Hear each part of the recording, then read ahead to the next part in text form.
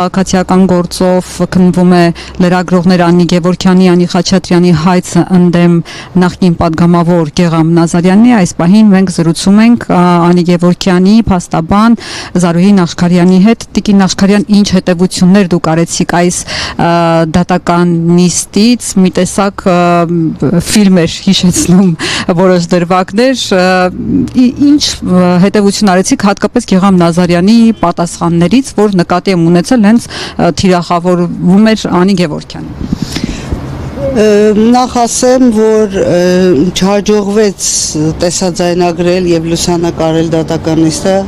քանի որ հենց պարոն Նազարյանը դեմ արտահայտվեց եւ դա բացարձակ հիմք է, որպեսզի դատարանը թույլ չտա նկարահանում իրականացնել դահլիճում, սրանով պայմանավորված դուք թեև ականատես եղաք դատական նիստին, բայց չկարողացաք այն տեսաձայնագրել։ Այսօր մենք միմյանց հարցեր ուղղեցինք, պարոն Նազարյանը ինձ որպես Անի Գևորգյանի եւ Անի Խաչատրյանի ներկայացուցիչ որևէ հարց չուղղեց, ես ուղղեցի, ես ունեի բազմաթիվ հարցեր, որպեսզի բացահայտեմ իր իրական մտադրությունը այդ վիրավորական եւ զրպարտիչ արտահայտությունները կատարելու եւ մենք կարողացանք համոզվել, որ նա այդ արտահայտությունները անելիս նկատի է ունեցել հենց երկու հայցվորների լրագրողական արժանապատվությունը, մասնագիտացումը, մասնագիտական արժանապատվությունը, հա, եւ նա համենայն դեպս այդպես ներկայացրեց, որ ի նկատի է ունեցել հենց եւ ցանկություն է ունեցել նսեմացնել հենց մասնագիտական արժանապատվությունը հայցվորների։ Այսինքն ոչ որպես կին է նկատի ունեցել, այլ որպես լրագրող է նկատի։ Այդպես բացատրեց։ Չգիտեմ դատարանը ինչ կերպ կընկալի, բոլոր դեպքերում ես կարծում եմ, որ օրնկաբարո անձնավորություն արտահայտությունը ենթադրում է սեռական պատկանելիություն։ Դուք ժամանակ վերցրեցիք, ինչ նորապատվություններ եք։ Ես դեռ չեմ կարող պատասխանել ձեր հարցին, պետք է մի քիչ մտածեմ, աշխատեմ այդ ուղղությամբ, բայց բոլոր դեպքերում կարծում եմ, որ ամփոփ դիրքորոշում կներկայացնեմ դատարանին, արդեն այն արդյունքներով, որը որ մենք այսօր ունեցանք նաև պարոն Նազարյանի դիրքորոշումը հաշվի առնելով։ Գեգամ Նազարյանը բարբերաբար խոսում էր սադրանքից, իր խոսքում տեղ էին գտնում նաև այնպիսի դրվագների ներկայացում, որոնք ընդհանրապես գոյություն չեն ունեցել, կամ կային նաև այնպիսի դրվագներ, որոնք խեղաթյուրված էին։ Իրականում ինքը Գեգամ Նազարյանը իր խոսքում ցույց տվեց, որ ինքն է փորձել մեզ որպես լրագրողների սադրել, որովհետև ես իրեն չեմ մոտեցել։ Ինքն է մոտեցել, ինքն է հրահանգներ փորձել տալ, ինչը չէր հերքում ՊՊԾ ծառայողներին, եւ ամենակարևորը, երբ ինքը խոսել է, այսինքն ինքն է առաջինը սկսել։ Մենք ՊՊԾ ծառայողների հետ քննարկում ենք ունեցել, ոչ թե վեճ, ընդ որում դա չէր էլ տեսանկարահանվում այդ պահին։ Հարցը։ Այո, այստեղ սադրանքը ակնհայտ չէր, որ նաև ուղղված էր լրագրողներին։ Կարծում եմ, որ տեսանյութերի ուսումնասիրությունը ամեն ինչ տեղը կգցի։ Տիկին Նախշքարյան, դուք ձեր հարցերի միջոցով պարբերաբար փորձում եք հասկանալ, թե ինքը ասելով սրան հավաքեք տարեք ստեղից ասելով, ինչ լիազորություն, ինչ ֆունկցիա է ունեցել։ Դուք բավարարված եք Գեգամ Նազարյանի պատասխանից, որ որպես շարքային քաղաքացի, այսպես պետական սահմանների անձեռնմխելիություններ պաշտպանում կամ չգիտեմ, այս տիպի ինչ որ բացատրություն տվեց,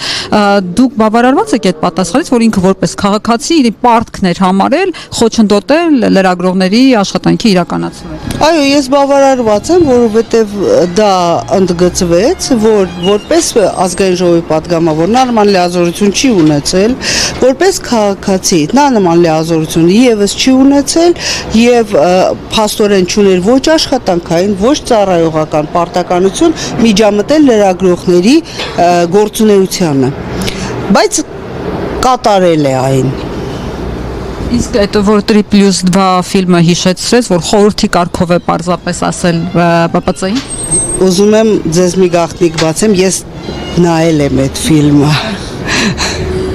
Կեղծել եմ էլի դատական նիստում։ Այստեղ նաև մեկ այլ դրվագ կար, Գեգամ Նազարյանը խոսում էր սահմանային գոտու վերաբերյալ, բայց եկեղեցու ներսում է նկարահանումը, այսինքն բանակցությունը ըստ էության սկզբում եղել է դրսում, բայց բուն նկարահանումը ինքը խոսեց Նիկոլ Փաշինյանի գալուի վերաբերյալ եւ այլը արդեն պատարագը եղել է եկեղեցու ներսում եւ ինքը շեշտում էր, որ եկեղեցու ներս ինձ չպիտի թողնեն, պղծում եմ եկեղեցին, այսինքն խոսքը չէր վերաբերում օրինակ այնտեղ սահմանային գոտուն, այսպես իրենց լեզվով խաղաղության պատին, Չէ, առհասարակ ինչ սահմանային գոտու մասին է խոսքը, երբ այն պաշտպանվում է արժե պատգամավոր Գեգամ Նազարյանի կողմից։ Մենք ունենք հատուկ մարմիններ, այդ մարմինների ներկայացուցիչները եւ ծառայողները գտնվել են տեղանքում։ Որևէ առարկություն ձեր տեսաձայնագրմանը եւ լրագրողական գործունեությանը չեն ներկայացրել, որևէ կերպ չեն խոչընդոտել ձեր աշխատանքը։ Դուք կատարել եք տեսաձայնագրություն։ Արդյոք պարոն Նազարյանը այն անձն է, որ պետք է խոստանա բանտ գցել այս կամ այն քաղաքացուն, արդյոք այն անձն է նա, որ պետք է խոստանա կամ ապահովի, որ այս կամ այն անձին հեռացնեն տվյալ տարածքին կամ չհեռացնեն, կամ արդյոք այն անձն է, որ նա պետք է ցույցում տա, թե որտեղ պետք է լրագրողական գործունեություն իրականացվի եւ որտեղ է դրա սահմանները։ Այդ բոլոր հարցերին մենք կկարողանանք պատասխան ստանալ դատական ակտով։ Բայց ինքը չհերքեց, որ ինքը մտահոգված էր Նիկոլ Փաշինյանին Ճիշտ հակառակը։ Ասաց, որ ինքը այո, չէր ուզում։ Ճիշտ հակառակը, իր հիմնական անհանգստությունը նա ասաց, որ ես այո, անհանգստացած եմ եղել Նիկոլ Փաշինյանի այցով եւ Անի Գևորգյանը այցելել էր իրանց հենց Նիկոլ Փաշինյանի այցի կապակցությամբ, սպասվելիք այցի կապակցությամբ, այսինքն կոնկրետ իրենով, ոչ միայն իրենով, այսպես ասեմ, անհանգստացած էր տվյալ իրավիճակով։ Հերքեց ինքն իրեն, որ ես կանխամտածված փորձել եմ։ Այո, որովհետև ի սկզբանե ասում էր, որ կար որոշակի լարվածություն մեր միջև եւ նա այնուհետև դատարան դիմելու համար սադրանքներ է ինձ ներկայացրել, մինչդեռ հետո ինքն իրեն հերքելով նշեց, որ իր անհանգստությունը գտնվում էր նաեւ այնտեղ, որ Փաշինյանը պետք է այցելեր իրանց եւ Անի Գևորգյանը ինչու է եկել այնտեղ լուսաբանել։ Եվ նա այստեղ մեկ այլ անձի եւս վիրավորեց իրանց հեցի Գոհար Վարդանյանին, ասեց իմ խոսքն իրեն էլ էր ուղղված։ Հնարավոր է Գոհար Վարդանյանը ներգրավվի, հա։ Նաեւ Էդգար Ղազարյանին վիրավորեց, բայց այդ պահին ես հարգելի լրագրողներ, ուրեմն իրականում հարցը մի քիչ ուրիշ տեղ է գտնվում։ Անձնավորությունը ինչ որ արտահայտություններ է հասցեագրում, նշում է այս երկու անձինք, որ երկու անձինք, այսինքն ոչ թե 5 անձինք, ոչ թե ձեր խումբը, ոչ թե ձեր թիմը, ոչ թե անկյունում կանգնած մարդիկ, այնտեղ մի բազմություն կար, արտահայտությունները բազմաթիվ են։ Նշում է երկու անձինք եւ պիտակավորում է այս կամ այն արտահայտությամբ։ Ընդ որում որևէ անգամ չի էլ ասում առարկություններին ես ծանոթացա, չի էլ նշում, որ Անի Խաչատրյանի մասին չէր խոսքը։ Գոհարի, Պետրոսի, Կիրակոսի չի ասում։ Դատարանում փորձեց ասել Անիին չի վերաբերել։ Արտահայտեց, դե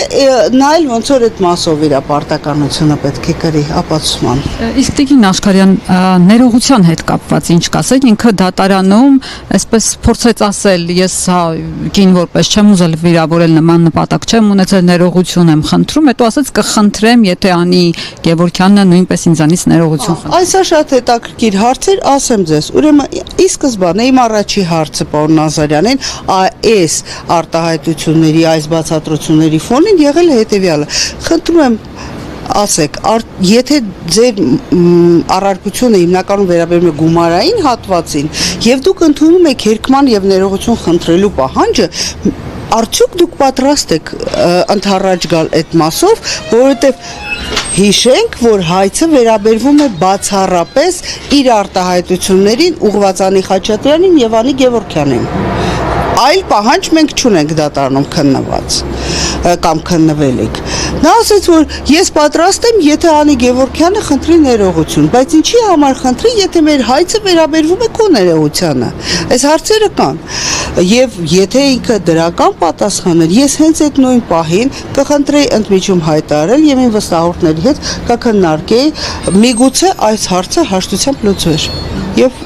մեծ ուրախությամբ արձանագրենք ձեր հետ միասին այդ հաշտության համաձայնությունը, բարենպաստ ելքը, որ այսքան կարոտ ենք մնացել մեր օրերում։ Իսկ այն որ այսինքն ոնց հասկացա Անի Գևորգյանից էր ինքը որպես պայման դրել ներողություն այդ դեպքում Անի Խաչատրյանի մասով ինչու ներողություն չհնչեց։ Ես այդպես էլ չհասկացա Անի Խաչատրյանի մասով իր առարկության բովանդակությունը, որովհետև իմ հարցը հետևել էր մի արտահայտությունը Անի Խաչատրյանին եւս է վերաբերվում, դա ընդամենը մեկ արտահայտությունն է, երբ նա նշում է, շեշտում է երկու լրագրողին է, հա, հասցեագրում, տենց էլ նշում է։ Ես հարցրեցի, եթե դու համարում ես, որ Անի Գևորգյանի հետ ունես որոշակի լարվածություն, ապա որն էր Անի Խաչատրյանի հասցեագրում այդ արտահայտությունների, ասաց,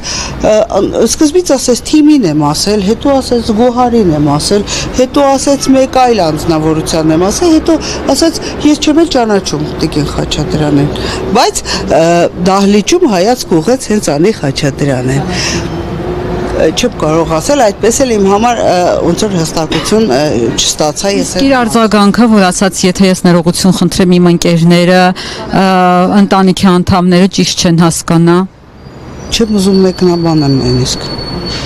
Կներեք, բայց այստեղ մի բան էլ կար, ինքը падգամավոր է եւ այդ ամենասուր քննադատությանը պիտի պատրաստ լինի, բայց փաստորեն ինքը պատրաստ է, որ այո, իրեն ասեց ես այո, ինձ կարող են ասել անբարոյական։